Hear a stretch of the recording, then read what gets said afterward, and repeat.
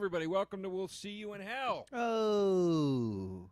The Tales from the Darkside episode. You know that. You read it before you downloaded it. Am I wrong, Pat? You're not wrong, Joe. This is Joe DeRosa on one side of your head. And Pat Walsh on the other. That's right. We're on either side of your head, so you can watch the movie up the middle if you choose to do so. The We'll See You in Hell podcast is now part of the Fangoria Podcast Network. For more info about the network, including other programs, how to follow this show, how to follow those shows, or to find episodes of any show, please visit Fangoria.com. Let's get on with it. I'm excited about watching this tonight. By the way, people at home, start queuing up your Netflix. Do you want to tell them about how we're going to be at the Mile High Horror Festival? Yeah. Well, we'll tell them about that while you find Tales from the Dark Side. Hit play, pause it on as soon as it starts, so we can all start together in a few moments here. Yes. Why don't you tell them, Pat? Okay. I'm just a little concerned I'll get the date wrong, but we're going to be in Denver, Colorado, doing the podcast live. We're not 100% sure we're allowed to tell you what the movie is, so we're not going to, but we will closer to the date. And that date is October 3rd, which is a Saturday, and we will be, if I'm not mistaken, at 8:20 in the morning. I think we can tell them now because this is going to come out the week of the festival. Okay, then let's do it. We're doing Maniac Cop 2. Maniac Cop 2, which I have never seen. I'm going to watch it ahead of time. Yeah. I'm looking forward to it. You haven't seen it either. I have not seen it, and I'm embarrassed to say that. I've seen Maniac. I've seen Cop and a Half. I've seen Stop or My Mom Will Shoot. I've read Maniac McGee. I've seen Mr. Magoo. I never knew. Maniac Cop 2. I always thought Maniac Cop was. I didn't know it was like so lauded as a series, but I wouldn't have even thought is. horror necessarily. I would have thought Maniac Cop was like a extra violent, Dirty Harry kind of thing. Well, yeah, they told us that what we were doing is Maniac Cop 2, and beloved, and we're going to seem like buffoons because it's apparently very beloved in the horror community. Well, here's the thing: we're not going to seem like buffoons. Number one, I hate seeming like a buffoon. Have a little more self-esteem than that. We're going to do just fine. Okay. There's nothing wrong with vulnerability.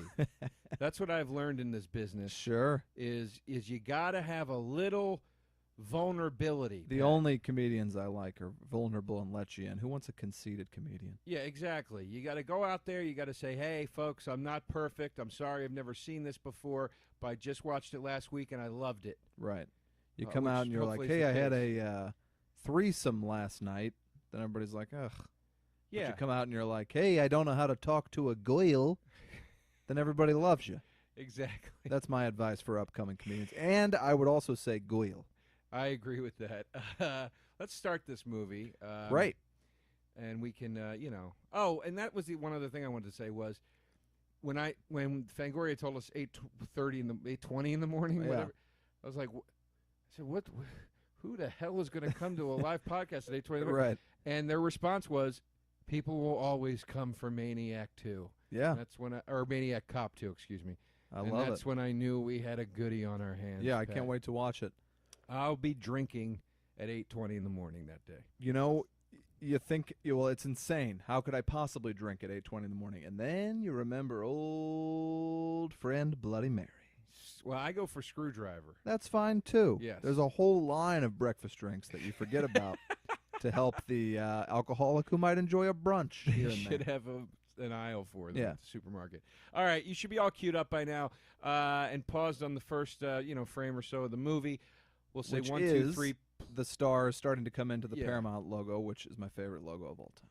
We'll say 1, 2, 3, play, and we all hit play on play. Here we go. 1, 2, 3, play. And we're rolling. The stars are swirling their way around the mountain. All right. This is Tales from the Dark Side, the movie. Came out in 1990. Turned a nice little profit for Paramount Pictures. I thought I had never seen it, but as I watched it earlier tonight, I started watching them ahead of time because otherwise I focus on the plot and I don't talk as much. I realized I had seen the opening, which we're about to see, where Deborah Harry has a young Joey Lawrence. It's not Joey Lawrence. Daniel Lawrence. Yeah. The kid from actually Planes, Trains, and Automobiles, one of my favorite movies. They are brothers. They look exactly alike. Yeah. and he's locked up in the kitchen. And I remember being horrified by it. I watched it now. It plays as a comedy, if anything. Yeah, it's like the lighthearted wraparound story, even though the premise is that she's going to eat him. Right. But I like a movie with a good reach-around story. Folks. God. What's the matter with you? These are the jokes, folks. But yeah, I saw this in the theater on opening weekend. I couldn't wait because I was such a Tales from the Darkside TV show fan, and I was mesmerized through the entire thing. See, now one part of it scared me. I loved every minute of it. Okay. Yeah, see, you said one of your favorites of all time in the horror genre. I'm nowhere near that, and I think it probably has to do with when you saw it. For example, I showed you Tremors, which I would consider one of my favorites of all time, and you enjoyed it, but were fairly indifferent to it. I wasn't indifferent. I enjoyed Tremors, but to me, Tremors is more of an action comedy with horror elements in it. Fair. It's more of a Canine, if you will, or Turner and like Hooch. Canine. Tremors was my style of scary when I was that age, where I could handle literally not scary. There's literally nothing scary in it. Well, there's a lot of monster attacks. I'm saying I couldn't handle much, and it was right up my alley. No one would say, like, oh, Tremors was fucking sick, bro. I also like a monster with a hell of a lot of personality. fun. I like a monster with some personality. I'm not a fan of just a big, lumbering worm. I think doesn't really, you mean a graboid? Yeah, graboid. Sorry, excuse me. Had Now, a are lot you of going to see personality. the new Tremors when it comes out? I think it just did, or it's about to. They're up to like 5, and I've been talking about it for years, and they actually just discussed it on Key and Peele, that I went with the series for about 3 until they had them up and walking around like dogs, which is the whole hook is that, hey, we got a movie about giant underground worms, and then they just make them walk around like little dogs. Right. Well, just make Cujo again if you're going to do that, Tremors people. I don't have a beef with a worm dog. No. It's one of the animals I'd like to see. The Thing was definitely had the most effective worm dog. Yeah, there's that Twilight Zone where the kid imagines the monsters. Yeah. And like he always imagines them like with like 8 eyes and stuff. Right. Like he'll imagine a dog with like 8 eyes. It's called It's a Good Life. And then the kid will be like, that dog was funny. I made it had 8 eyes, but I got bored with it, so I made him go dead. So my point is if I was the kid that could do that, I'd invent the worm dog, and then I'd make it go dead. Jeez. Well, I didn't really follow that, Joe, but I hope you enjoyed yourself.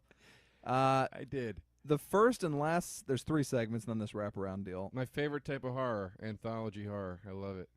Yeah, I know you love it. I like it, kind of like, oh, it's fun. I wish this movie had 3 different directors, like a Twilight Zone the movie. It felt very stylistically similar to me. Well, it's what now here. Let me tell you why I love the movie. All right, my favorite Joe. franchise in horror is Creepshow. Creepshow 1 and 2 to me are masterful films.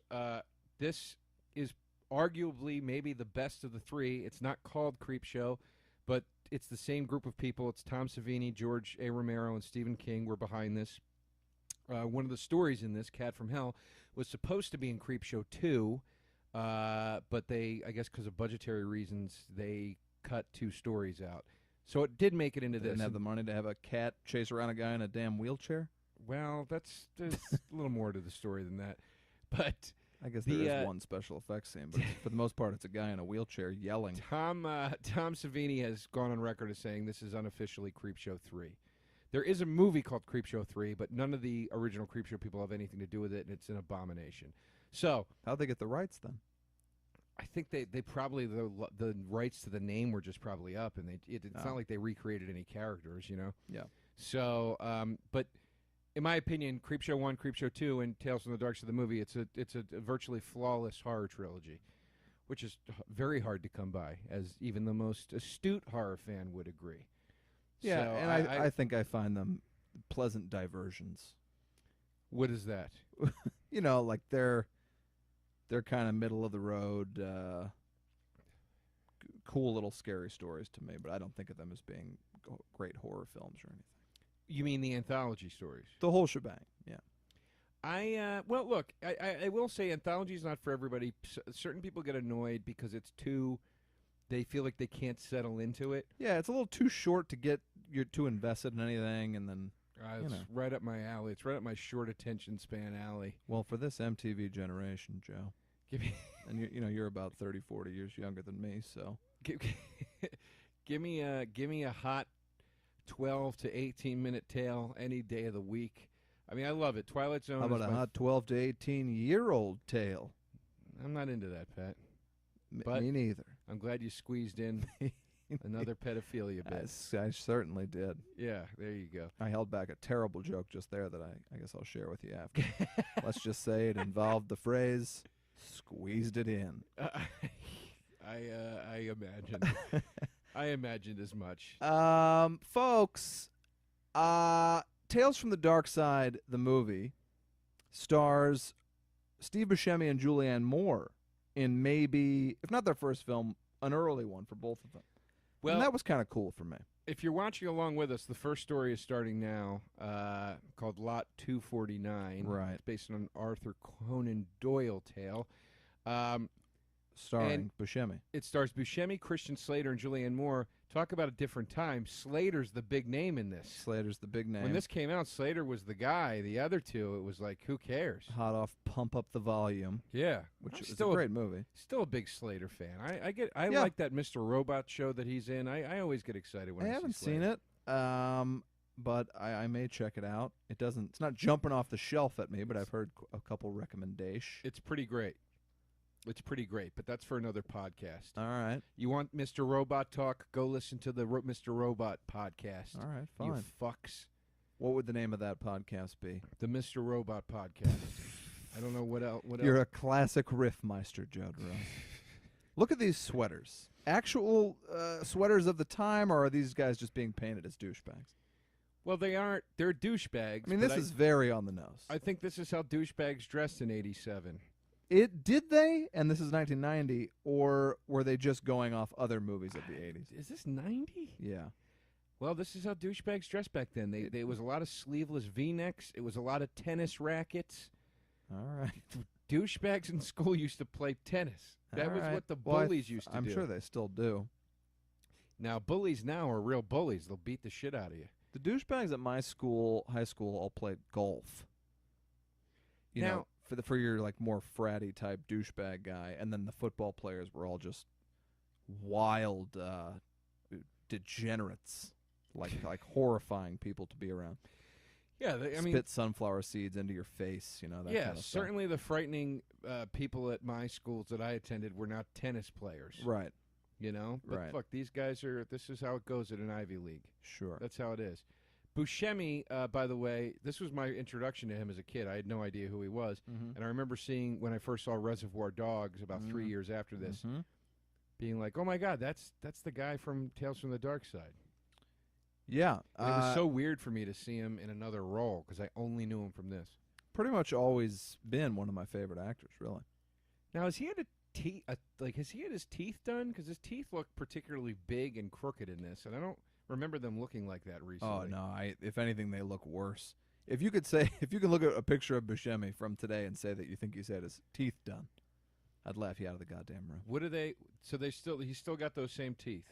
Yeah, like open a tin can, like not think anything of it kind of teeth. Oh hey, God bless him. Yeah, those teeth bought him a career. Like chopping. You remember those old like cylinders of high C, like with one big triangle on one side and one small triangle on the other. Like he'd just sort of chomp in and then down it in one disgusting gulp. This would be my response if I would. I'm Steve Buscemi. Criticize my teeth. Yeah. Okay. Hey, you got big old teeth, Buscemi. These teeth bought me a Ferrari. That's what I would say to people. He definitely drives a Ferrari. He seems like that guy for sure. Favorite Buscemi? I'm going to go with a fairly obvious choice and say Fargo. I don't know how you could possibly do better than that. You're nuts. All right. What do you got, put Joe? Fargo over Reservoir Dogs? You put Fargo over Reservoir Dogs. Yeah, I put Fargo above Reservoir Dogs by about 5,000%. It's insane. One of my least favorite Coen Brothers movies, by the way. God, how do you live with yourself? How There's no one at home being like, yeah, he's right. Fargo sucked. There's no one at home doing that right now. Well, no one. I didn't say Fargo sucked. I just said I like Reservoir Dogs better, and it's not one of my favorite Coen Brothers movies. All right. It's a good movie. What are you, lady killers, man? Intolerable Cruelty, number 1. Mm-hmm. Lady Killers has some laughs, and so does Intolerable Cruelty. I'm joking. My number 1, obviously, is Big Lebowski. Yeah, that's fair. I would follow it with possibly maybe a Miller's Crossing. Miller's Crossing is great. Raising Arizona might be my favorite, but I love Buscemi and Fargo, which was the question, because I said performance. Now, Mr. Pink. I don't even understand what the hell you're saying. It's fine. You're not a very tolerant man, Joe. I'm very tolerant. Which is a line Look, also I'm from sorry I don't have the Automobile. patience of a guy that watches the same movie back to back in one night. I mean, I don't know what kind of psychopath you are.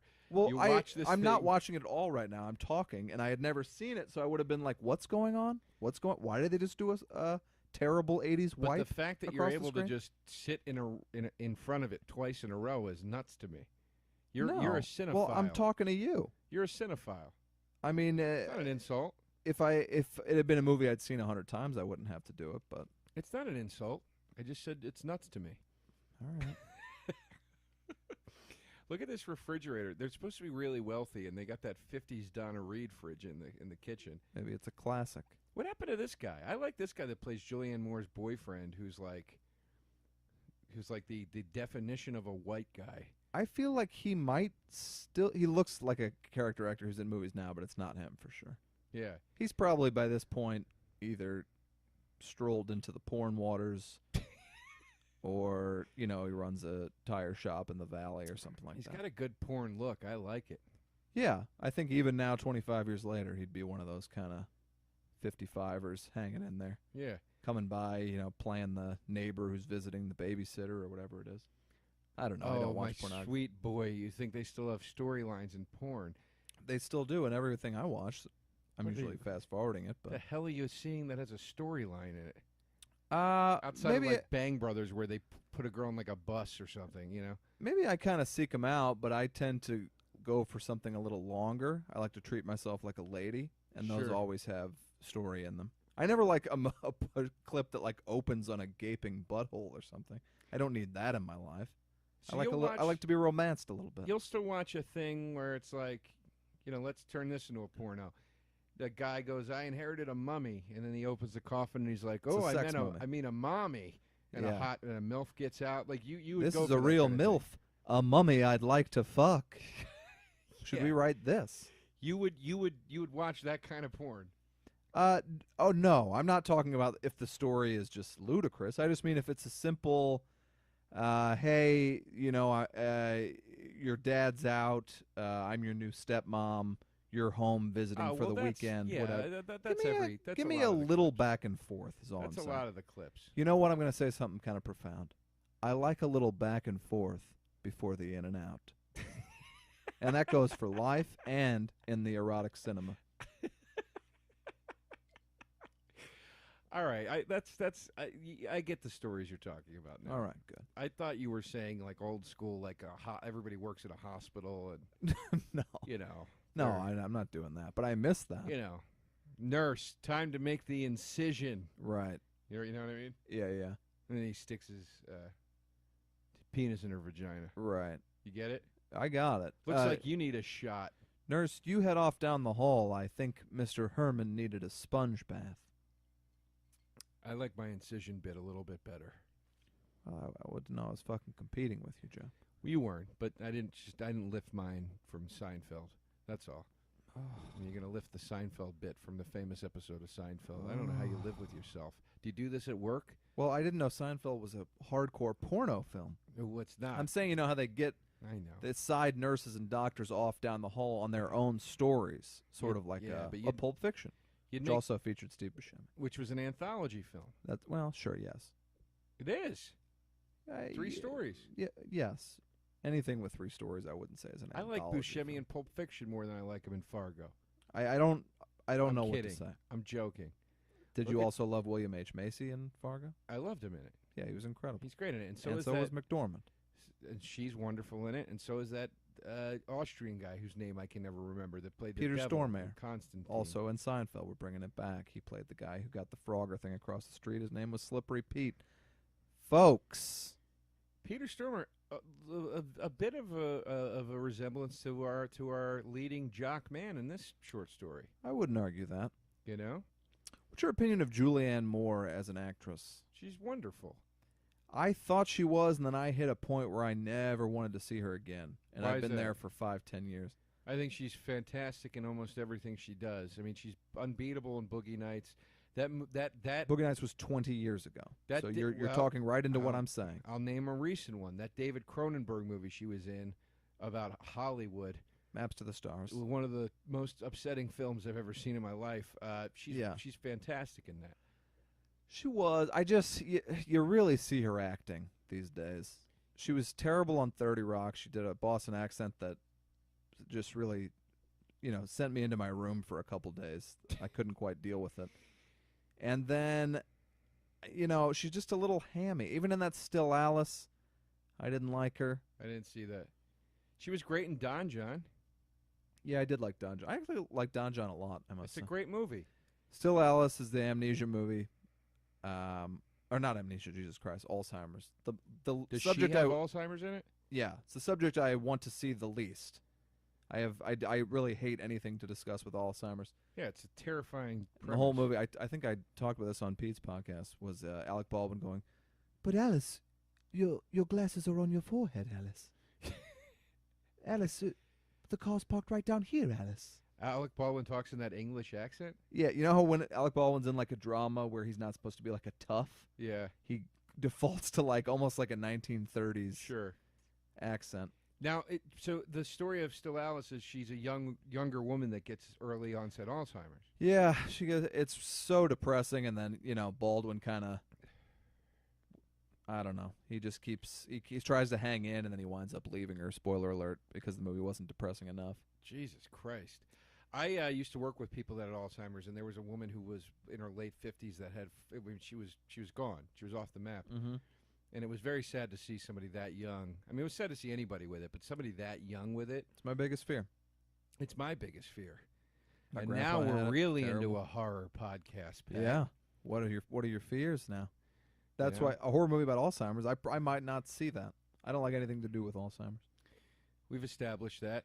Let's I lighten it donate up. money to them. Let's lighten it up. You I'm should just too. picturing people sitting in their cubicles right now, wanting to slit their throats. All right. Well, let's talk about Christian Slater in a blue tank top. Turtleneck. Did you wear turtlenecks?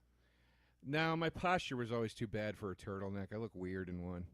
No one looks cool in them except maybe like Bruce Wayne. Bruce Wayne looks fantastic in one. But I always wore turtlenecks under a sweater. Was kind of my signature look. Oh God! I looked real nerdy for many You years. look like one of these jocks at the Ivy League school. but in a Did nerd you carry a body. tennis racket around with you? Imagine the jock wardrobe, but with a real dorky face and body. If I may say so, Pat and I had poured ourselves a drink before this podcast. I'm about halfway down my whiskey. I'm so tired from working all week that I feel completely drunk right now already. All right, we'll keep it together. It's together. I just feel. I mean, I could go to sleep in your arms at this moment and not feel strange about that at all. I would feel very strange about it. I don't blame you. I'm just trying to tell you where I'm at right now. I think our listeners might enjoy a solo pod from me. Or it might be like when Wayne left and Garth had to take over Wayne's World. No, I don't look at it that way. I look at it as like when Joe Perry did the solo album with from Aerosmith. Sure. I look at it as a positive. All right. The fans are going to like it. They're going to support it. What was Joe Perry's solo Can't hit? remember. It was the first thing I could access in my head. One of First reference. my friends out here is his son, who's a delightful guy. He's at my house for the party. I'm friends with his stepson. My friend Aaron is his stepson. My buddy Anthony. I'll just shout him out. Anthony Perry Jr. Was Anthony in one of the kids in the band, the Three Brothers band? Yes. Tab the band. Yeah, me and Burr used to hang out with those guys. Nice guys. I missed him at your party. Unless he was there and we just didn't recognize each other. He was there. He was there. Oh, I love those guys. Yeah, they're great. They're great guys. Look at us, name dropping again. Folks, if it's your first listen, themes that reoccur on this podcast, pedophilia and name dropping. Yeah. Both despicable. Who knows which is worse? But we're not dropping like fucking huge names. We're saying my buddy is the son of Joe Perry. You were going on and on about that's a great shot, by the way, when the camera goes past the mummy. It's a great shot, but you think that mummy might be a guy with a mummy helmet on? Like, could there be? I guess mummies. No, Pat, it's always... a real mummy that they brought to life. Just kind of mummies to me, it's always like mummies. I'm like, even in The Mummy, I was just kind of like, just push him over. It's a mummy. They're not scary. We did a monologue when Pete Holmes still had his talk show, and it was about what monster is the scariest monster. And I wrote a lot of the monologue, and I remember the section on zombies and mummies. I said zombies aren't scary because they just wander around slowly. Right. They all look like your grandfather got loose from his bed at the home. Sure. You know, you just want to see if he needs somebody to, if he knows where he is, and if he needs somebody to escort him back to his room. Right. You know what I mean? That's how I feel about mummies. Yeah. Did you not think that joke was funny? No, I'm with you. Why didn't you laugh at all at that joke? It's a funny joke.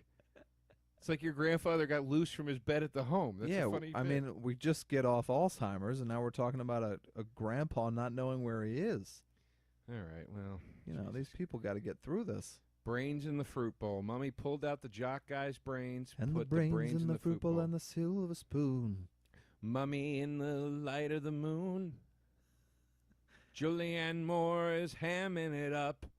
No, she seems kind of natural here, and she did to me up until, like, Magnolia, she's way, way, way over the top, but she's playing like a real coked out, drugged out lady. I've never seen her be hammy. You said you thought it's a newer development for her. We saw Black Mass the other day, and I thought Peter Sarsgaard was phenomenal in it, and you said you thought he was a little hammy, and I didn't. I thought he played it like a guy that was on a lot of coke. I liked him. I wanted more of him in the movie, but he just was in kind of a different thing. And it gave the movie some energy, which I felt it really needed, because I thought Black Mass was surprisingly very slow.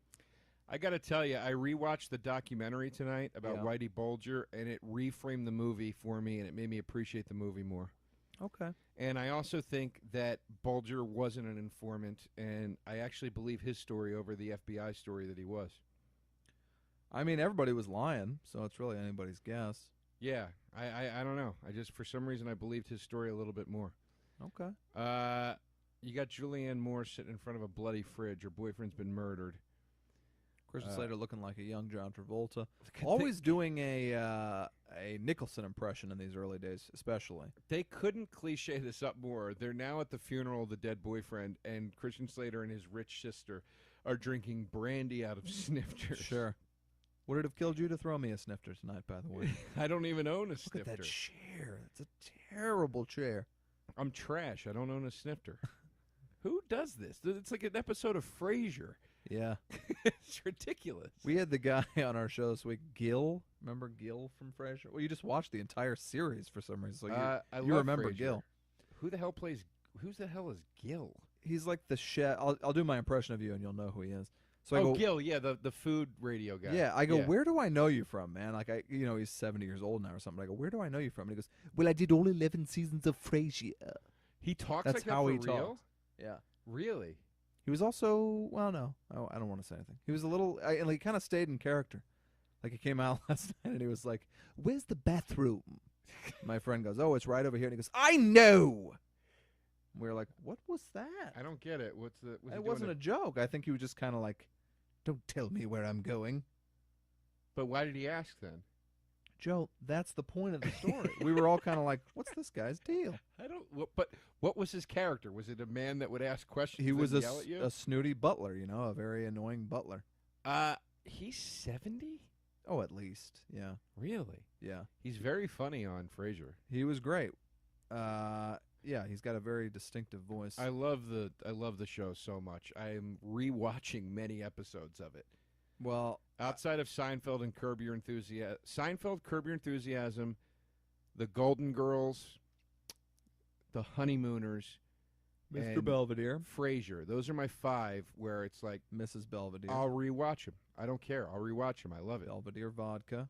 All right. We all I heard the Belvedere bit. Haven't seen Frasier in at least 15 years, but I used to like it. I would go as far as to say there are moments that are hysterical. Oh wow, okay. It's one of the most When they got a good farce thing going when they would It's when great. they'd hit it. Yeah, for sure. and it's one of the most laugh out loud sitcoms to me. Outside, those five to me are like to me gutturally laugh out loud sitcoms, for the most part. More If you were frequently than texting not. with Frasier, you would text LOL. I would text LOL. All right. I'd also text STFU. Shut the fuck up. Yes, Mm-hmm. because he'd probably say a thing like, "Do you want to meet for a brandy?" And I'd say, "Shut the fuck up," but not telling Right. him like, "Shut the fuck up," like I hate you. Saying it like, "Oh, Frasier, shut the fuck up. I love it." Yeah. You know what I mean? I bet Frasier would have a lot to say about emojis. What do you think he'd say? Well, now I'm wanting to talk like Gil, because I got that in my head. I can't really do my. Kelsey Grammer on Twitter corrects people's grammar, which I love. When somebody corrects my grammar, I say thanks a lot, Kelsey Grammer, and nobody laughs ever. On the Just like how when I order a drink at a bar, I go, I think I'm going to have a little ditty about Jack and Diet. Never gotten a laugh at any bar ever. I do it at least once a year because I'm like, somebody will laugh. Even if I got a bartender, I'm like, this guy's got a good sense of humor. I'll do it. They always get it. It's not like they don't get it. They just never laugh. And it hurts. You want to hear my bar bit that nobody ever laughed at? Sure. I should try to do a guy that didn't know how to order drinks properly. Okay. And I'd go, give me a white Russian. No lime, please. Stuff like that. It's very dad material. Do me a favor, Bloody Mary, easy on the whiskey, Yeah. and just a pinch of the Kahlua. Yeah. Like I would just drink order wrong. Nobody ever thought it was funny ever. Yeah, I'm big on like at a party when you first get there. These are all very dad material. I love dad bits. Sure, me too. Any party, like when you first get there and they're like, "Do you want a drink? What can I get you?" I'm like, "I'm gonna do a white wine and Red Bull, please." And you always try to get just a funny blend, Right. but you'll never beat Tanqueray and Tonic from Kingpin. Tanqueray and no, it's not. I'm sorry, it's Tanqueray and Tab sweets, Tanqueray and and keep 'em Tonic coming. is a real I drink. got a long drive ahead of me. I Well, messed it up. We've talked about it previously on the podcast. We have. Kingpin has the two funniest drink orders of all time: Tanqueray and Tab, as you just said, and then later when the dickhead boyfriend bowler guy is Yeah. sitting at the bar, and he goes, "Hey, sport, Coca-Cola." Coca-Cola. What an asshole! That guy guy's is only great. in Fairly Brothers movies, and I think he was like an Entertainment Tonight correspondent, who is not a great actor. And throughout Kingpin is wearing eyeliner, Yes, which it's I find very very bizarre. strange. And in a movie where everyone is insulting everyone's appearance the entire time, no one says a word to him about wearing eyeliner. But I will tell you, his delivery of "Hey, sport, Coca-Cola." Yeah, oh, I'm no. like this guy should have won an Oscar. He was a very effective douche. Yeah. We're at the part in the movie now. If you're watching along with us, Christian Slater is about to. He's putting lighter fluid all over Steve Buscemi because he knows Steve Buscemi has somehow gotten this mummy to kill his sister and his best friend, and now he's going to try to have the mummy kill. Well, not. He's going to just burn Steve Buscemi alive. Excuse me. Now, Slater in this scene. Even if you're not watching, I'd suggest you go watch it afterwards because Slater is really Nicholsoning up the entire scene. His most Nicholson-y was probably Heathers or maybe Cuffs, but he was just doing straight impressions for like a 10-year period. I find his Pump Up the Volume to be incredibly Super, yeah. This is all in that same 2 or 3 year period. All the great themes have been turned into theme parks. Yeah. I used to love that line. It makes no sense. No. It's completely untrue. It's a very 80s line where you're like, that's deep, man, but it's not. Yeah. Well, he used to say that Nicholson was his idol. Well, sure. But here's the thing. He naturally sounds like Nicholson. Yeah. And almost, I mean, a little bit has a look of a young Jack Nicholson. Yeah. So, it's not all, it's kind of like how Action Bronson sounds like Ghostface Killer, Yeah, exactly. who in a video said that Action Bronson should be killed. I saw that. I didn't really approve of Ghostface's response. I It didn't seemed a little either. Over the top. I understood why And I kinda Ghostface like was a Action little Bronson. upset, but I didn't think he should call for a man's death over it. No, I mean, stealing somebody's flow, that's been going on for centuries. Patty, I mean, sometimes I think people in this town are stealing my flow. They're not, Joe. They're not. This, I thought, was this supposed to be a little blowjob bit? Because it sure felt that way to me. No. Like the director wasn't like, hey, we've kind of framed this so it looks like that guy's really blowing Steve Buscemi. I never once in my entire life ever thought that, and I've seen this movie 100 Nope. times. You're a pig with a filthy mind. That's where I went. You're a Sorry. disgusting pig. I just want to see Steve Buscemi get blown by a Well, mummy. maybe they let that pig talk fly at CBS on your foul-mouthed sitcom you work on, but not on this podcast. Did you like the Mummies and the Scorpion Kings and all that garbage? I'm sort of tipping my hand on how I feel about them. But They're okay. I mean, the first one's pretty good. That's more of an Indiana Jones type of thing than a horror movie. Man, But I yeah, really it's hate okay. it. I went on a date with this girl once. I would say 6 minutes. Sorry to brag. 6 minutes into the meal, she goes, you like movies, so like what's like a movie you can just watch like whenever it's on, you just have to finish it. And I probably said Fargo, or something like that. And she was like, for me, it's The Mummy. I will always watch The Mummy when it's on. And I was like, not that bad. okay, but I was like losing interest rapidly, but I'm going to hang in here. And then this girl talked about that mummy a lot. It went on, and she thinks Brendan Fraser is so cute. I think this is very endearing. But it wasn't funny. It was just like the girl seemed to have a real Jones for the mummy. I think it's endearing. I don't think it's endearing because it sounds funny. I think it's endearing. A girl really loves the movie The Mummy. All right. It didn't work for me. Somebody being passionate about the mummy. I don't have time in my life for that. I'm not being passionate about it. She was, and you're a heartless bastard. Yeah, exactly. That couldn't understand. She's not into your indie house drama bullshit. I like a wide variety of movies. But speaking of indie house drama bullshit, I did just like, I saw Goodnight Mommy.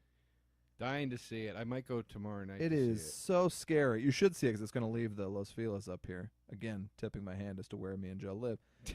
But it was really scary and really tense, and I loved it. Goodnight Mommy. It's a German horror movie.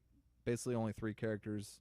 Some other people pop in, but it's 2 twins. They're like 10 years old. Their mom comes back with her face all wrapped up in gauze, much like a mummy, keeping it on story. Was she in an accident, or is it plastic surgery? Well, I'm not going to answer any of those questions, but she Okay. comes back and the kids start to suspect that it's not their mom, basically. And it was that's the premise, and it's very, very scary. You should see it. It's great. Okay. Very good. Now, isn't this cab driver in this scene somebody famous? Is that Joe Pantaleone? It wasn't, right? No, but now that you mention it, I think he might have. Was it? I don't know. It just looked like a way buffer dude. I feel like that cab driver is somebody that I should recognize. By the way, that was another trope in 80s movies. Like, the cab drivers were always like these S&M leather. There's chains all through the cab. They do that in Planes, Trains, and Automobiles. Yeah, the guy's got porn all over his car. Yeah. Speaking of cab drivers, the next story that's going to be on in a few moments, Cat from Hell, stars Buster Poindexter. Played a cab driver in Scrooged. Yep. You know it. You know it. Yeah, with William Hickey. So he William was in. Hickey's in Scrooged? No, he's in Christmasification. As what Uncle Lewis. Yeah, but wait a minute. Oh, you're just saying They're both William Hickey's in the next yeah, story. about one thought- year prior, they were both in some great classic Christmas Christmas movies, movies. and now they're in this together with a cat. Scrooged could be my favorite Christmas movie. I wouldn't argue with that. I love Scrooged. I have my favorite Christmas movie. I would say It's a Wonderful Life. It's one of my favorite movies. Mm-hmm. Home Alone. Oh, for Christ's sakes. I love Home Alone, but Look, I saw it when I like was Home 10. Alone too, but I mean, for God's sakes, it's a favorite. Yeah, it's a favorite Christmas movie of mine. Christmas like Home Vacation is Alone. a favorite Christmas movie. I of mine. love Christmas Vacation. Gremlins is a favorite Christmas movie. I of mine. love Gremlins. All right. I'll tell you what my second to Just Scrooge the is. disgust in your voice when we slightly disagree on something. Oh, look, and the Cat from Hell stories opens with a cab. Yeah, I will tell you my second place to Scrooged. I can't wait to hear it. Love Actually. Yeah, I love Love Actually. Makes me cry every time. I think though that it's it doesn't feel at all Christmassy except for a few little sections. Oh, I disagree wholeheartedly. I don't know. I think they covered the Christmas bases nicely in that film. I think that movie would be a nice, entertaining picture but I think that the Alan Rickman, Emma Thompson story takes it over the edge into something better. It's a wonderful film. It's a Wonderful Life. It's a wonderful film. Cheers. The Hugh Grant story. It's touching. My favorite story though is Bill Nye. Is that his name?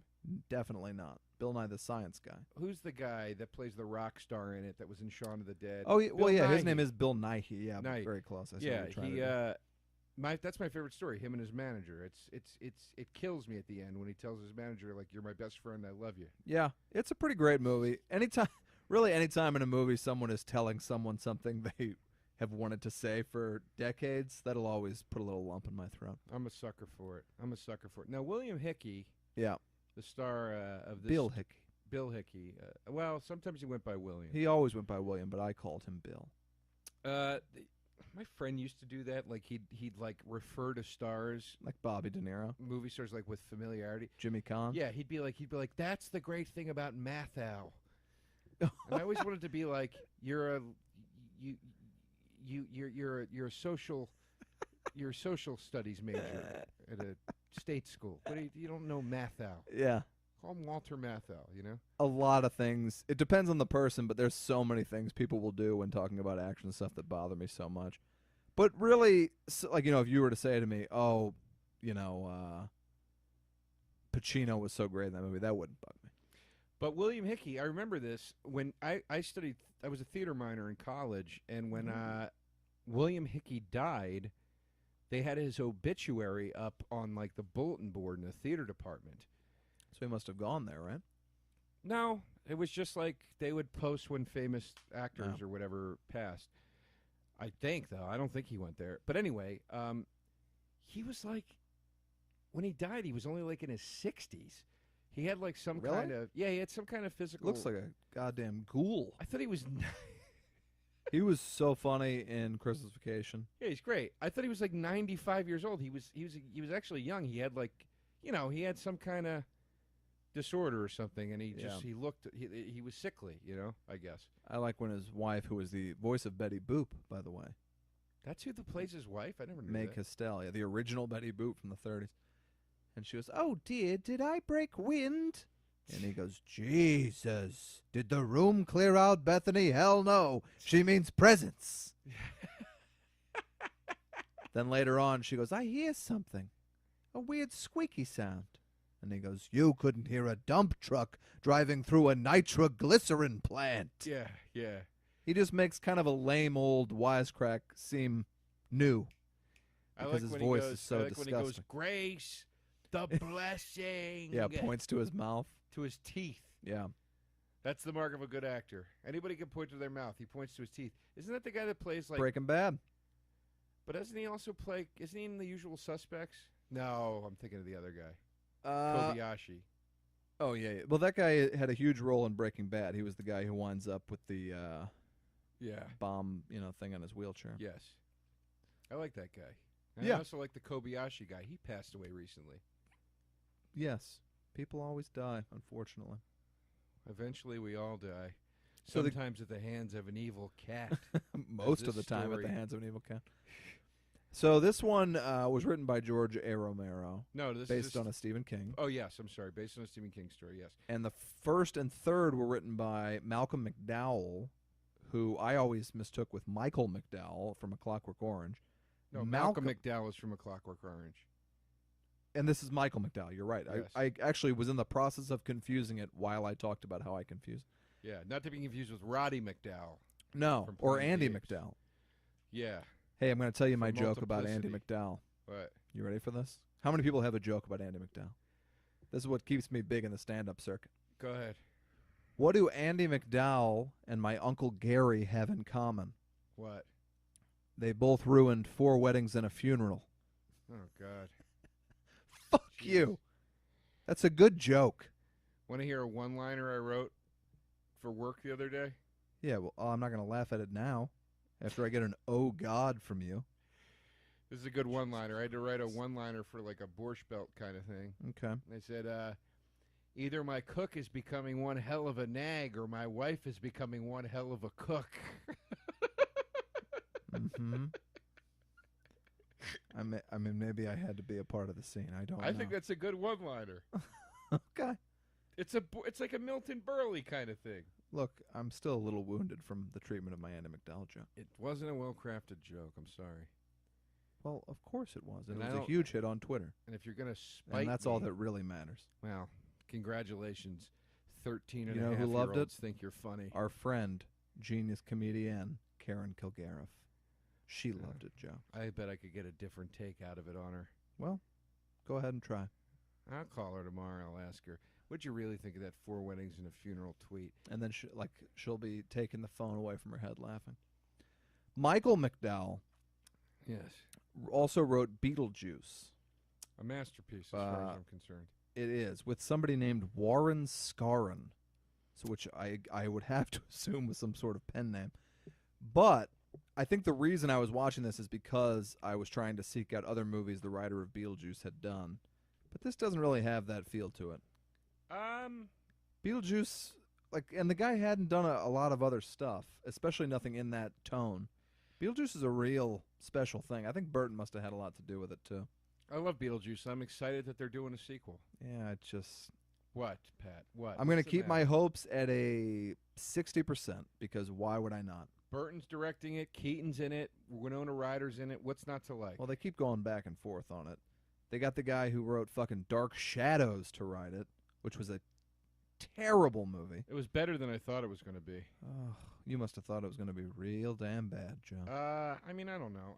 Hold on, though. I want to look up Beetlejuice and see. Now, why do you think the original writer isn't writing it? Because he's dead. He died at age 49. From what? I don't know. I just looked it up, and he was dead at 49.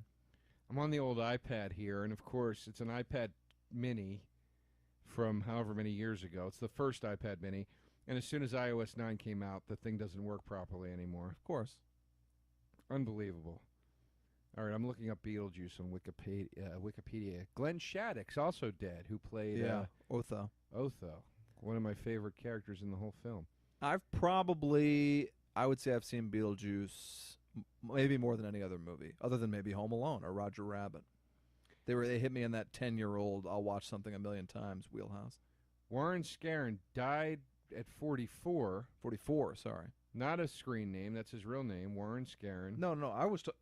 okay, well, Warren Scarron is dead, but He's so dead at is 44. so is Michael McDowell at age 49. Well, That movie was cursed. Warren Scarron, what's it say here? First success was getting the film The Getaway, shot in Texas. Oh, I like to get Driving force behind the distribution of the Texas Chainsaw Massacre. That's great. Notable writing works include Beverly Hills Cop 2, very funny. Mm-hmm. Batman. Mm-hmm. Yeah, he was in the Burton camp. He had also written unproduced sequels to The Jewel of the Nile. Now, did he write the Beetlejuice Goes Hawaiian sequel that was bandied about, or did that never actually go to script? Well, how about this? He wrote a Beetlejuice sequel that was never made called Beetlejuice in Love. Did you know that? No. But Beetlejuice Goes Hawaiian, I think, was offered to Kevin Smith. Beetlejuice Goes Hawaiian? Yeah. Who that wrote was a that? project that was, shopped around for a while, about 10 years ago. And or what the hell longer. was it about? Beetlejuice in Hawaii. This is one of the worst things I've ever heard in my life. Yeah, of course. Burton can't make a C movie these days, for my money. I heard Big Eyes was good. It was fine. It was fine. Look, I hate to say it. I'm a fan of Burton's earlier work, but for the most part, Burton's stuff was a lot of look and not a lot of substance. Oh, I completely disagree, as always, with you, Joe. McDowell died of AIDS. Michael Oh, McDowell. I thought Andy McDowell. He died of AIDS. Jesus Christ. Says That's he was terrible. diagnosed with AIDS in 1994.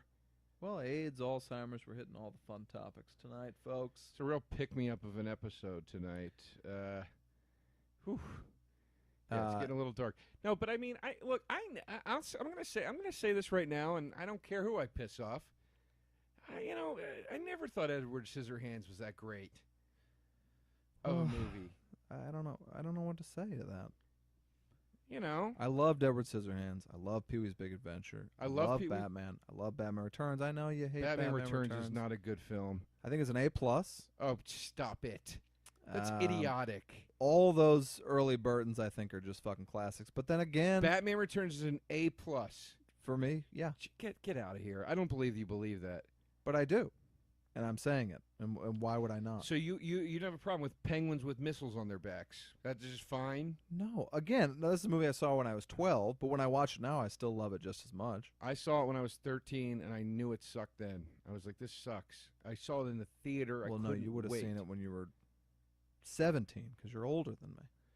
I was not 17, so you didn't see it when you were 12. It came out in 92. I was born in 81, and I saw it in the theater. Let's look that up. I'm gonna look that up. I know that is true. I'm gonna look it up. Hold on a second. I was 11, I'll tell and you in a you would have second. been I'll tell you in a 16, second. 17. I That's was a very not- different age. But I don't know why you wouldn't love it, because Batman Returns was so fucking dark, like way ahead of its time. Well, first of all, it wasn't dark. Oh. It was weirdly dark in certain places. It was like psychosexual and weird and awesome. It was weirdly dark in certain places, and then it was oddly, stupidly comedic in other places. It's dumb that people go to the Penguin's speech and start throwing tomatoes at him, where the gag is the Penguin actually says, "What kind of people bring fruit and vegetables to a press conference?" It's like, it's stupid. Oh. The gadgets are dumb. Like they're too ridiculous the way they work. It's not believable. There's the thing where Batman pulls a chunk of concrete out of a wall, and it like See, breaks. you always get hung up on this shit. It's Batman. It's stupid. So, like, your magazine's pulling a hunk of concrete out of a wall? Max Schreck, not even a character from the comics. Like, why are they adding? Don't add a character. Well, see, I never give a fuck about that shit. But it's Batman Returns, to me, is so much better than any comic book movie made in the last 20 years that everybody thinks is so genius. I think it's great. It's in tone of what it should be. It's do you fun. think it's better than It's The funny. Dark Knight? You can't say Better than certainly better than Batman Begins. Both of Burton's Batmans are better than Batman Begins. Oh God, you're just. And I mean, The it's Dark just- Knight, it's an odd comparison, but I'd say they're about on a par. The Dark Knight is probably a little better. Oh my God. But depending on the day, I might like Batman Returns better than Batman 1. Pat, you're out of your. What are you talking about? Sorry, and I know I'm not alone here either. They took so many liberties with it. The way Catwoman becomes Catwoman, it's like ridiculous. The Liberty shit will never bother me. Well, look, I guess it's the the rest of the world's This fault is what the difference is with for being with logical. nerds who are super into comic This books. isn't super into. Which at this point is the world. Everyone is into comic books. I never have cared about them at all. So when we go into a movie like this, you guys are all going in like, well, what's going to be different than my graphic novel? And I'm going in like a child, But I ready to wasn't- be entertained. I'm And I'm telling you not something, entertained by these. I new movies. wasn't going into it like that. But I was smart enough to know, by the way, I was 14 when this film came out. I was smart enough to know that when this came out, Catwoman becoming Catwoman because cats chew on her fingers makes no fucking sense. Now, whether or not they're making up their own origin story is a different argument. Well, why the cat's would all biter, and she's, like, what why happens would that in the book? turn her? Is there like She's just- radioactive? No, shit? she's just like a cat. She's a cat burglar. She's like an anti-hero in the books. And she has no cat powers. No. And even if she did, why would cats chewing on your fingers give you cat powers? Well, they're like there's a bunch of cats like attacking it's her. so stupid. So you can either go, okay, I'm in a ridiculous world, and like this scene looks amazing. 'Cause that scene looks the amazing. Penguin, one of the coolest, like sort of like John Gotti meets Donald Trump characters in comic books, like this super billionaire, like pulling the strings, puppeteer kind of crime boss villain, and they turn him into this like mutant. Like, it's fucking all that dumb Tim Burton shit. Like, I want to find beauty in the obscure. I want to find prettiness in the I ugliness. couldn't have dreamed of a better penguin Oh, than Danny God, DeVito. it's terrible. Burgess Meredith, that's a penguin for you. It's ridiculous. It's just, and then they add this third villain, and it's too much. It's like with Christopher Walken. Max it's like, Schreck. I mean, Max Schreck barely makes an appearance. oh, it's so bad. You And then must that like guy- it more. It's not so bad. That guy I playing can't his even son- put up with this. The guy playing his son that's literally like, Daddy, Daddy. It's stupid. It's not a good movie. Do you prefer Batman and Robin? No, those are dog shit. Okay, well, you're talking about Batman Returns as if it's dog shit to make your point. It's not dog shit. I will put this is the height of Batman Returns to me. It's Christmas time, and I want to take a nap. That's Batman Returns to me. It's Christmas. I'll put it on. I'll fall asleep to it because I don't care enough to keep watching it. But it's Christmassy enough that I find it comforting. That's it. The first Batman I'll watch. I'll watch the first Batman. I love them both. Dark Knight. I love Not them both. taking a nap to Dark Knight. I'll tell you and that I much. think this world allows for all these things. It's a democracy. I can't believe it. I'm looking it up now. It's got an 80%. What does? Batman Returns? Batman Returns. On People Rotten love Tomatoes. Batman Returns. People are stupid. Here's another thing. Let's have a whole new villain with the Penguin. Okay, cool. I'm into that. Let's make all the Penguin's henchmen exact ripoffs of the Joker's henchmen. They're all clowns for some reason. It's stupid. It's not creative. It was like a paint-by-numbers movie. It's a bad movie. I think it's a visually spectacular movie that gets into some really weird stuff about how we all wear masks in relationships. It's very sexual. It's very exciting. The action sequences are great. I love the winter vibe. I love Walken, though his part may be superfluous. I really love Michelle Pfeiffer as Catwoman. Nobody's ever done that better. She's for sure. She and I don't think anybody's done the Penguin better. She plays a good Catwoman, but the writing of the Catwoman, her words and everything, to me is stupid. Well, it's stupid. By the way, Selena Kyle. But it's all stupid. Selena Kyle isn't a fucking raggedy, beaten down secretary. I love that too. Her transformation in that, I fucking loved it, and I think a lot of people did. Selena Kyle is like a borderline like prostitute. But that's like that lives in like the slums. They made a different choice, Oh, which I think is stupid. a better choice. Seeing a prostitute then put on a leather out, that's not a transformation. That's not an arc. Well, you're the one that likes all the weird sexual stuff. You probably would have liked a couple hookers running around that film.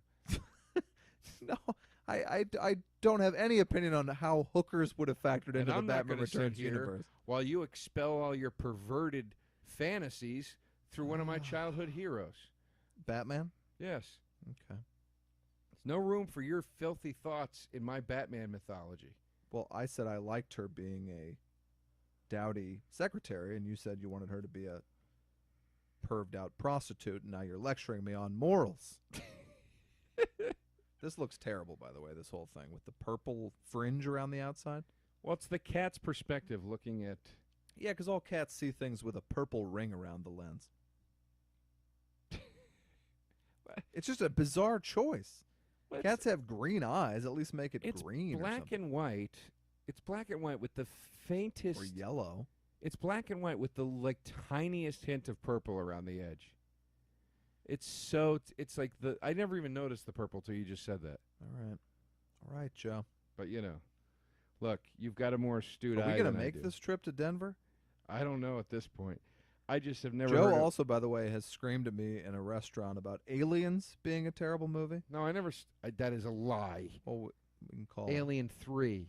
No, Joe, as God is my witness, you were upset about Aliens, and you were very, very upset about Terminator 2.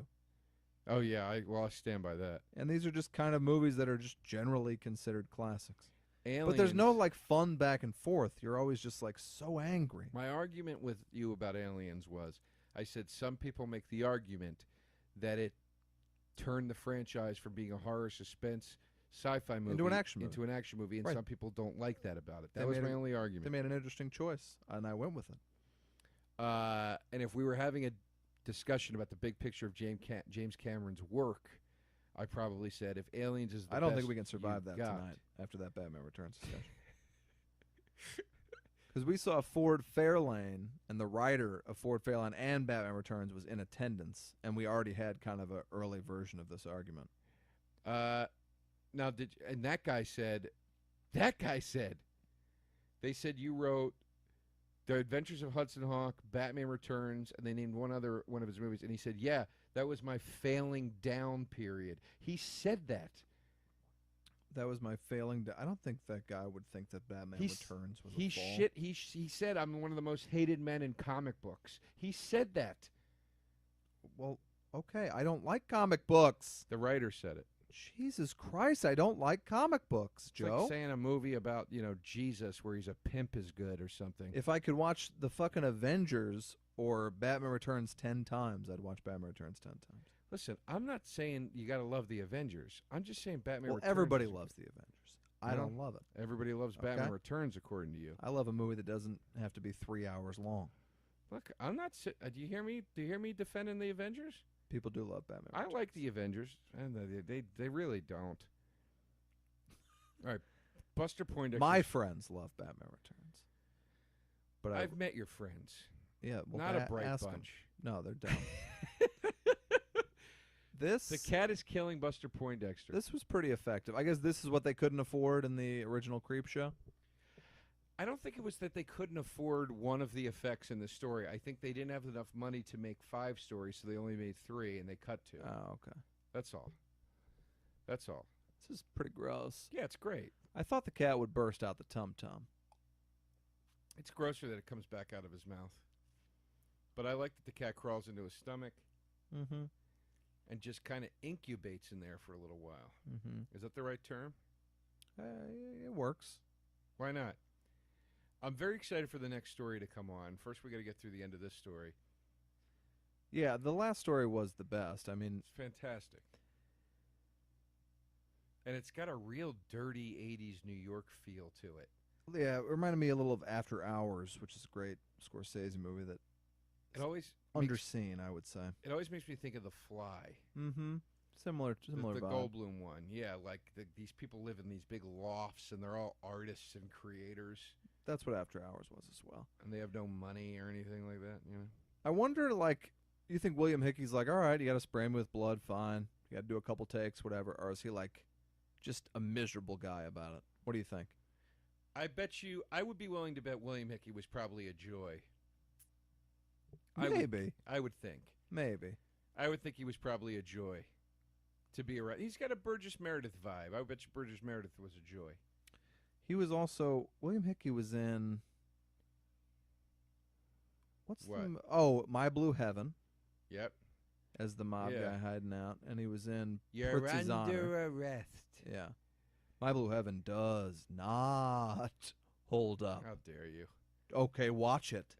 I own it, Pat. I do too. I watch it frequently. No, it does not It's a hold up. wonderful film. Steve Martin, Rick Moranis, 2 of my all-time faves. Steve Martin is so miscast in that part. He's And great in it. He is so unrealistic and not even attempting to be realistic in that part. Watching it as an adult, I was like, this is one of the few movies where I can just say I was wrong as a child. I disagree. I say Steve Martin walks a fine line between cartoonishness and realism. Oh, sure. Well, then watch it again. I've watched it a few months ago. Realism, Joe. I always watch it. He makes Realism. He's ridiculous. It's a broader character than most of his comedic characters, like his non-mafia characters. I like the role. I think he makes it somehow believable. Oh, I buy it the whole time. at least you Because- stick to your shit. The guy was a pastor. What are some of the lies he's telling when he's like dribbling that basketball? Why do we find all those stolen textbooks in your trunk of your car? Because I was delivering them. His whole thing is that he's always lying to get out of stuff. I Yeah. can't remember any of it though. I forget. Well, that's because it's a very forgettable movie. It's not. It's structured terribly. There's like no story to it at all. That's stupid. You're stupid sometimes. Look, I would have loved it as a kid. It's a horribly structured and plotted and acted film. I love Jane Cusack. And the music in it. is bad. Her name is Joan Cusack. Or Joan Cusack. I love always in it. love her. She's always a bright spot. But come on. I love the soundtrack. My Blue Heaven is a wonderful song. Yeah, well, that's fine. You can like the song "My Blue Heaven." There's a wonderful version of it in the film. It's the version. That's the version of it. Well, there are many versions of it, Pat. It's a standard. Well, it's an the old big standard. one. The biggest one for sure. You know, Sinatra did a version of it. Many people. I don't know if there's one that what's that People, called? this might Quintessential be version. the final episode. What? This might just be the final episode. Why are you getting angry? Never liked this guy's stand-up. I'm just gonna say that too. Robert Klein. Yeah. Every time they're interviewing any comedian over 50, it's like, well, obviously Robert Klein was a huge influence. all right, great, but he's not funny. I think he was like the first of. He was like sort of like I think the first like alt comic. Like he was the first guy to kind of like Yeah, be casual and wear sweaters and. yeah. You know, I've never seen a full set or something. Even I never. I own his box set. I own every one of his specials, and it's it's not totally for me, but I respect what the man did. Okay. You know, Sure. can I tell you that? Sure. And he plays a good agent in this story. This guy on the right looks like Neil Brennan a little bit to me. He does, and I can't remember what else I've seen him in. Remember when bars like this existed? Look at this bar they're in. Well, they This- existed in these movies for This sure. fu- They also exist everywhere in St. Louis, Missouri. If you want to come home with me this Christmas, and Pat, get involved in a darts tournament or I two. thought you'd never ask. Hey, if you you ever get- wanted to play a 3-hour game of darts while Papa Roach plays, head to St. Louis and go to a bar. But this is a great little dive bar. Look at this. This is what you call It your looks local. nice. It looks I nice. love spots like this, man. This guy has been in 1,000 movies. James Remar. He's in so many movies. It's in Django Unchained. He's always fine, you know. I love James Remar. Yeah, he gets the job done. Plays a good when they put him up to it and he plays a dirtball. He's very good at it. Yeah. Yeah. And he's about to make love to Ray Dawn Chong, who was a big 80s babe. I think she might have a body double in this. The hell happened to her? She's a good-looking woman. Still? She fills out a sweater, I'll tell you that much. I dated a girl briefly that looked like Ray Dong Chung, and it didn't work out, unfortunately. She's Ray Dawn gone, you know. Oh, Jesus. Yes, she is. I'm looking her up right now. I tell you this, Joe. You say to me, she's Ray Dawn gone, I'd laugh, and we'd have a nice time. Listen, You're just in this mode where you got to shit on everything I say. I'm I don't think the I'm listeners just want that. teasing you a little bit, for God's sakes. Don't get all sensitive on me. She's Ray now. Dawn gone. She's Ray Dawn. She is. Maybe, Pat, do you ever think maybe it hurts that she's gone? It was and like I'm not ready to joke about it. Sure. Have you ever thought about that? No, I didn't. I don't think that's Of course, the case here didn't- at all. Didn't Now, did cross- she die, Ray Dawn Chong? I believe she did. Did she die? I thought she died. I might be wrong. No. Okay. All right, Joe. I don't So think wonder why Ray Dawn left. Jesus. Hold on, I'm all worked Every up. sentence I say is squatted over and Now shat I'm worried on. now I'm worried that she died. Give me a second here. No, she's not dead. How about Maria Conchita Alonso? Did she die? Another tri-named 80s babe? I believe that she did die. Okay. Yes. How about Mary Elizabeth Mastrantonio from The Abyss? No, she's You alive. like The Abyss? No. Oh, fuck. The Abyss is such a great, great movie. You Well, don't like James Cameron. I'm not a big fan of his work. And I hate Avatar, I'll give you that. But I mean, The Abyss, Terminator 2, and Aliens, like, what more do you want? Terminator 2 sucks. All right. Well, let's move past. I can't do this tonight. When can't was the do last this time you tonight. watched it? I watch it a lot. I mean, you want to shit on My Blue Heaven. Watch Terminator 2. It's just as ridiculous. But it's a science fiction movie. So? My Blue Heaven was the anchor man of its day. It was supposed to be ridiculous. Joe, I will slap the drink out of your hand. My Blue Heaven should have starred, and he was the perfect age and everything. It should have starred Alec Baldwin, coming off a Beetlejuice and a Miami Blues, and he could have done it all in that movie. There's your Ray Dawn. Yeah, she's beautiful. She's hot. No comment on Alec Baldwin being the perfect choice for My Blue Heaven. You never comment when you know I'm right. Listen, I didn't say you were wrong. It's an interesting premise. I haven't really thought about it. Yeah, sure. It'd be good. They're just All right? I'm just kind of getting sad now because I'm looking at Ray Dawn and thinking of that girl I dated that looked like her and all right. how it didn't work out. Give her a call tonight. She'll appreciate There's it. Ray Dawn naked, for real. Okay, then maybe they're the real deal. She looked in this movie. I paused it. I'll be honest with you. Also, this is a great monster for a $3 million budget. That's her now, though. Oh, all right. Well, she's an old, I she's, hate that I mean, had she's that not- reaction. she's to a not woman old, but she's naturally an older aging. woman. Yeah, I'm she's, sorry. You know, that's all. She's probably in her 60s at this None point. of us would want them 25 years later put up against a photo of them from back in the past. She was born in 61, so what is she, 56? Yeah. Yeah. So there you go. No, 54. This demon is really scary in this one. Yeah, I just said it was a great demon on a low budget. No bullshit. I also dated a girl that kind of looked 12 like pack that of that demon. Carlsberg beer. You dated a girl look at that demon? Kind of looked like that demon in a weird way. Like if there was like a pretty version of that demon, that's what she looked like. Did you miss And her once I realized that, I couldn't get past it. Mm-hmm. Had to break up with her over it. A lot of relationships I've had are just something that I've been like, and I get fixated on. I think a lot of that might be growing up with Seinfeld. I called my buddy out on it the other day that he finds something with every girl like date 2, and they're always ludicrous. And I think it's growing up with Seinfeld. And these start to seem like normal reasons to end relationships. Every week, Jerry having, like, she has got man hands, she's got a high voice, she's got a low voice, whatever it is. They start to seem like good reasons to end relationships with beautiful, intelligent women because of Seinfeld.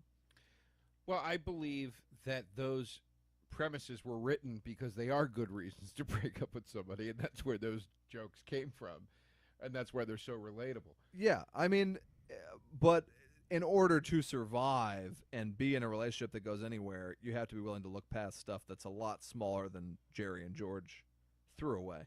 Yeah, it's the women that George Costanza threw away looking like he did are just mind-boggling with no money. He's even worse in Shallow Hal, where he dumps that like really hot chick because she's got the weird long toe. And then all along he's hiding a tail.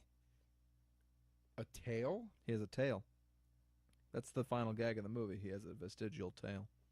Is that a real thing that people get? Maybe 1 or 2, probably. But the hell is that? What's a vestigial? What is that? He like, you don't remember this? He shakes his tail. You start talking about Shallow Hal, then I chime in with another fact about Shallow Hal. I'm just asking a question, Pat. We can't go on like this. I'm asking a question.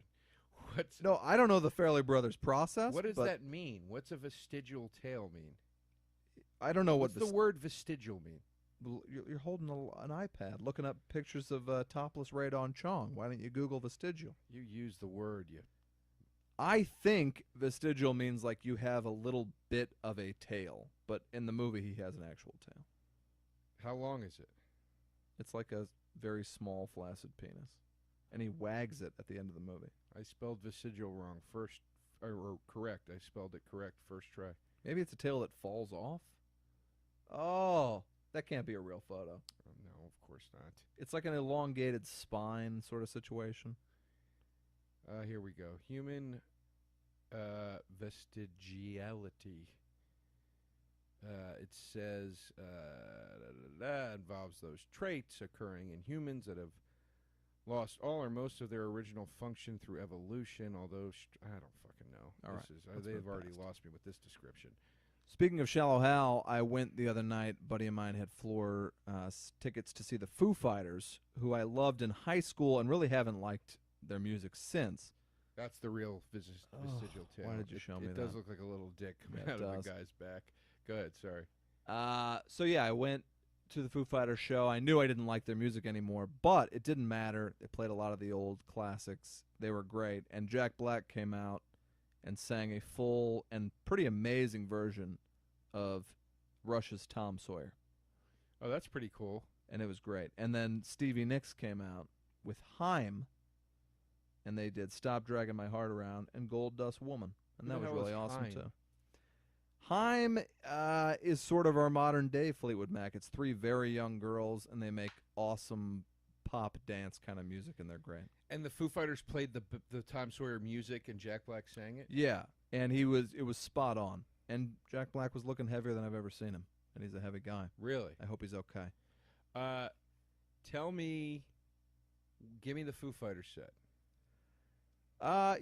They played from their entire career, but they definitely picked the songs from their later albums that are pretty good, like a Best of You and Pretender and those songs that I'm not interested in them anymore, but they kept the hits coming, and they played enough of the first 3 albums that I was interested. Look at that. That's Ray Dawn. Is that all Ray Dawn? That's Ray Dawn's Chong. It's making my Ray Dawn long. There you go. You think Ray Dawn Chong could get a job on Ray Donovan? Ray Dawn. She's 2/3 of the way there. Ray Donovan Chong. Ray Donovan Chong. Is this something? Is this a hot sketch we could pitch over at the UCB? now this is the 80s, and they just had sex after meeting 10 minutes ago. I didn't see a rubber. Warehouse loft. If I lived in New York in the 80s, I wouldn't have had sex with anybody. It just felt like a living STD, the whole place. Yeah. You know? And it was during the scare of everything. Oh, God, I would have been terrified. I guess now, I mean, obviously it's still a big frightening thing, but you never hear anyone say, like, oh, my buddy got AIDS. I'm just talking any STD.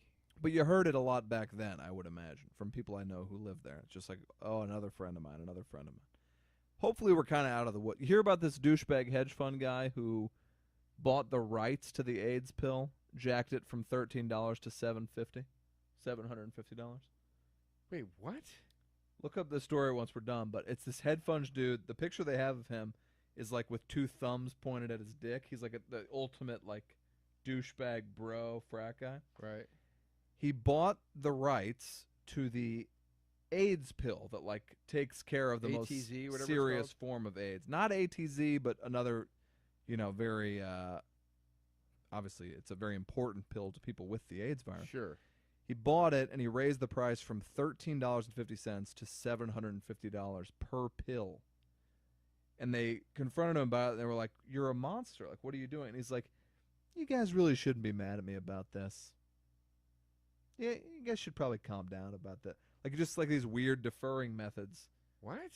But he's just kind of destroying lives. He's like, if you want these pills, $750.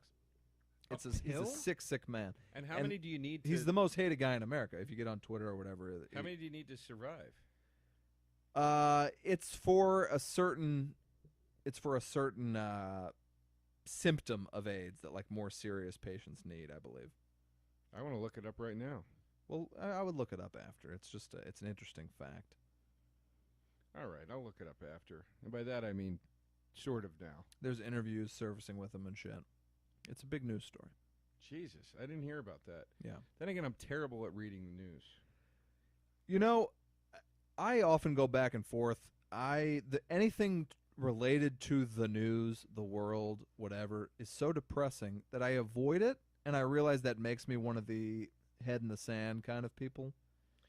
But also, like, what do I need to be more depressed about other things, too? Like, I know everything sucks. I don't need to read all about it.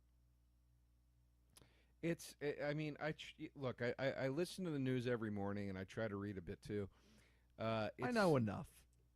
It's a lot of bad news, It's all bad. I mean, that's the game they're in. It's like I ask people at work, "Hey, what's going on this weekend?" "Well, it's supposed to be 110 degrees out." Why are you looking up the weather? Just live your fucking life. You're going to, on a Wednesday, be dreading the weekend because it's going to be hot? I got to admit, I'll often look up the weather early. I mean, people do it on vacation, too. You go on vacation, it's like, oh, well, it's going to be this. Like, come on, man. It really sucks. YOLO. It really YOLO, sucks. baby. But the weather can impact your weekend. Maybe you say I want to go outside on Saturday, and then you see it's going to be 110 degrees. Yeah. What are you doing this weekend? I got a wedding.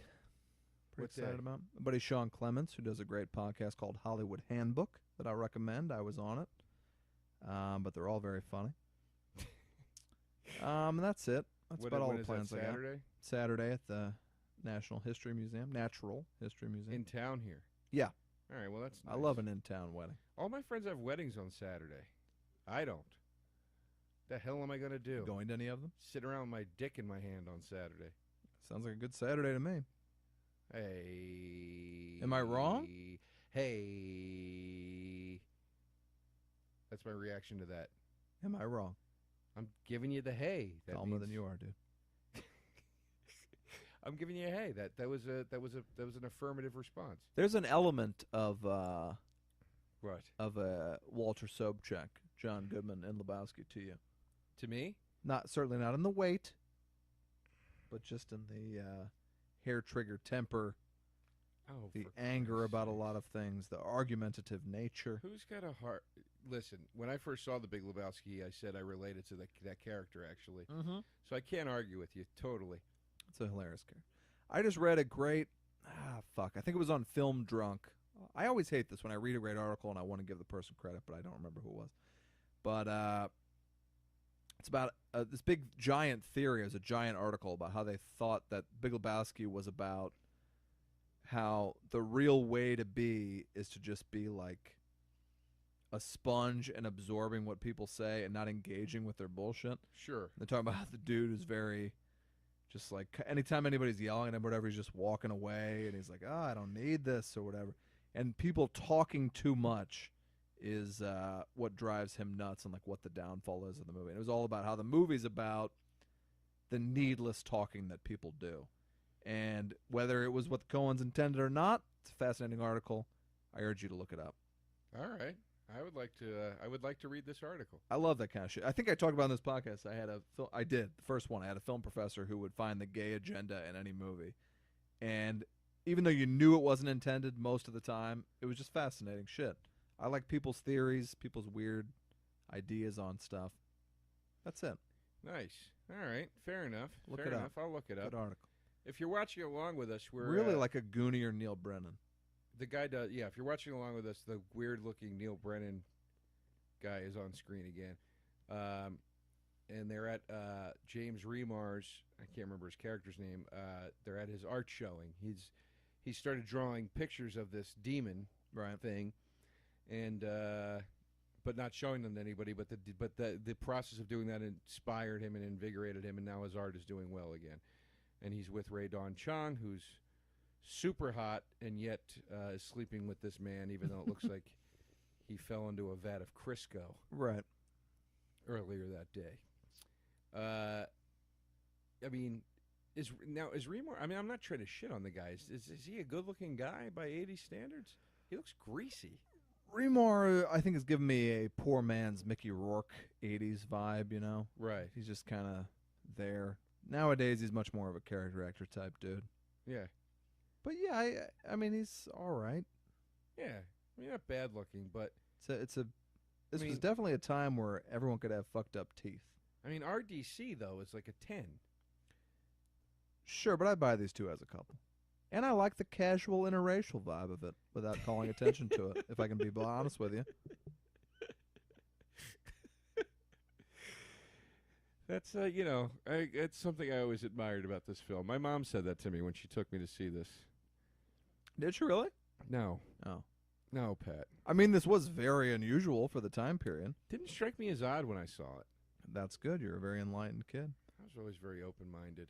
I remember going to see The Pelican Brief at the Dollar Show with my dad, and that was kind of my first discussion of race with my dad, because I was like, so wait, like, Denzel Washington and Julia Roberts for 2.5 hours are like running around together, and in any other movie they would have been a couple. They would have hooked up at some point. Right. Why did that not happen? And my dad was like, well, I think it's just hard for a mainstream audience. And I was like, oh, okay, all right. But your dad was for it. He seemed to be. I mean, any discussion of sexuality caused the car to become icily silent, so we kind of stopped talking about it. But right. But you got the idea that he saw the flaw or fault in the public, and not that he agreed with it. Yeah, I mean, it was a pretty shitty thing. I mean, like, obviously, any movie like that, especially a big John Grisham kind of thriller, the two incredibly attractive leads are gonna fuck. And in this movie, they were like pals, Denzel Washington and Julia Roberts. It was kind of fucked up. Now, who does Tom Cruise bang in The Firm? Does he bang with The Firm? I love The Firm. I just rewatched it. I was saying we're talking sex, and it's called The Firm. Yeah, exactly. Who does he bang in it? His wife is Jean Triplehorn, who used to be Ben Stiller's wife. Jean Triplehorn. I always think that's the Big lady Love from and- All in the Family. No, it's Gene Stapleton. But no, he cheats on his wife in like the Bahamas or something, and it's one of my favorite scenes ever in the movies. Is Wilford Brimley, because that movie has the best cast of character actors ever. Yeah. Holly Hunter's awesome in it, Gene Hackman, all these amazing people. Tobin Bell, who played Jigsaw down the line in the Saw movies. But Brimley has pictures of Tom Cruise fucking this woman on the beach, who they like set him up to fuck, to blackmail him. And Brimley starts going through the photos, and he's like, you know, wives by nature tend to be okay with the occasional slip-up early on in a marriage. But these are the kind of intimate acts, oral and such, that a young wife won't forgive. So if you can imagine a tight shot of Wilford Brimley saying oral and such, it's just such a fantastic scene. I was cackling when I watched it recently. Oral and such. He's got one of the best scenes on Seinfeld ever when he goes, that's where he the goes, postal guy, yeah. yeah, I work for the post office, and I also happen to be a general. Yeah. You also wonder, like, did he know he was funny? Because he seems to be humorless. Him in and Out, the great Kevin Kline movie, In and Out. Yeah, who does he play in that again? He plays the Joan Cusack's father, to bring it back to Cusack. And best line of that, so it's based on that Tom Hanks speech where he outed his high school drama teacher when he won for Philadelphia. But Kevin Kline's not ready to come out. It's a very funny movie if you haven't seen it. Yeah, I love In and Out. And so it's on the Oscars, and he's like, the reveal that Kevin Kline is gay. And they're all talking about how outraged they are. They go around the room with how outraged they are. And then Wilford Brimley goes, he mowed my lawn once. Never again. It's like talking about like an Academy Award-winning actor. Really cracked me up at the time. The In and Out was a special genre of comedy that came out in the late '90s. It was a very specific type of comedy. Saw it on a double feature with The Game, starring Michael Douglas. Loved it. Those comedies in the late '90s, those mainstream comedies, very, very glossy, shiny look to them. Yeah. Very whimsical, quirky soundtracks. A lot of horns and things, and people sneaking around and stuff. Yeah. Grumpy Old Men is one of those movies. Like, like an orchestra. I actually hate that style of music in comedies. It bugs me. Most comedy music bugs me. I like a silent, awkward comedy most of the time. Sure. But, 80s and 90s were bad times for scores and comedies. Planes, Trains, and Automobiles is pretty much my favorite comedy, I would say. And the music in that is really fucking annoying. It's like this weird digital... At one point, they do a remix using Steve Martin's dialogue from the movie. Yeah, I know. Like a rap song. I It's know. so terrible. But I just block it out, and I love the movie. When they turn that digital music sad, it's horrible. It's heartbreaking. Really is. Boom, boom, Boom, boom, boom. That's so sad. God, it's because it's so cold. Yeah, detached. Yeah. We talked, I think, on this podcast about how I sold this old copy of Gator Bait, this like VHS movie, like how I used to, sell things once they go out of print. And because I loved the movie so much, I had a copy of the soundtrack to Planes, Trains, and Automobiles, a used copy. The soundtrack was terrible. Yeah. And I sold that for, wait for it, $500. Of a CD? It had gone out of print. I found it in a used record store, and I was like, $1? Yeah, I love the movie. I'll buy the soundtrack. Then 5 years later, I'm like, I wonder if this is worth anything. Like that, you don't hear a lot of people talking about the Planes, Trains, and Automobiles soundtrack. It was on Amazon for $500. I put mine up for like $4.99, and it sold the next day. The next day? The next day, at a time when I really fucking needed money, and that's something I'm going to recommend to all of you out there. You got a big collection of anything? Hop online and see if it's worth any money. Because that got me through some really rough times. This is a strong recommendation for the audience, Pat. You heard it here first, guys. Try to find things that are rare and out of print. Sit on them for I'm not saying try to find them. I'm saying you might have them. That's what I'm saying. And then sell them online to people. I guess that culture has become bigger now. At the time, I felt like I had really stumbled upon something great because that's the only way I made rent each month was doing little scams like this. Criterions are great to buy and hold on to. They go out of print. Now, here's my question. We're at the big twist of the final story here, where James Remar was attacked by the demon. Then he meets Ray Dong Chong. The demon makes him promise he'll never tell. Great effects. 10 years later, he's got a beautiful family. he finally opens up to Radon Chong and says, "This is what attacked me the night I met you." Did you see this twist coming? Yeah, totally. You did? I did. From the jump of it. No, not from the jump. But I knew that once he was like, "Don't tell anyone," that obviously he was going to tell someone. But, I mean, did you think he would tell her and she would be the demon? No, I guess not. I thought the demon would pop in through the window or something like, "Hey, guys." Right. Sure. Did I Sure. think the demon would have that rack? No. Do I Now, appreciate if it? you Yes. pretend you're a single man. Yeah. Well, actually, we could just do this with your current girlfriend.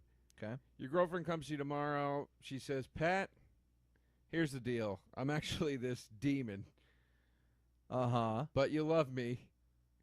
And as long as you never mention it again, we can just stay together, and I'll always look like this to you. But just know that deep down underneath, I'm this demon, and if you ever mention it, it'll come out." Do you go? Is she cool with it if we break up, or does that trigger the demon? Yeah, no. You have the option of breaking up. Do you break up, or do you go? I can. Why put me in this position? Out of sight, out of mind? Why put me in a position that's going to like jeopardize my relationship? It won't jeopardize your. No, It's it such a absurd thing. I'm truly curious because I wonder how I would I don't want to react. be with a demon. You figure she's got like contacts in hell. But there would be no. You also part of figure you- a demon's not going to be very trustworthy. There'd be no part of you that's like out of sight, out of mind. No, not with a demon. Here's the sad You're news. saying she's a demon with a heart of gold? No, well, it's just she's like Radon. She's like a nice girl, and unless you say something, then Yeah. then she turns into a demon. Well, it's real sad when the kids turn into the fucking demons. That's rough, isn't it? I think that's why they made them cute, so it would seem less rough. I guess they're kind of cute, but then they all turn to stone here at the end. They're gargoyles. Turn to stone.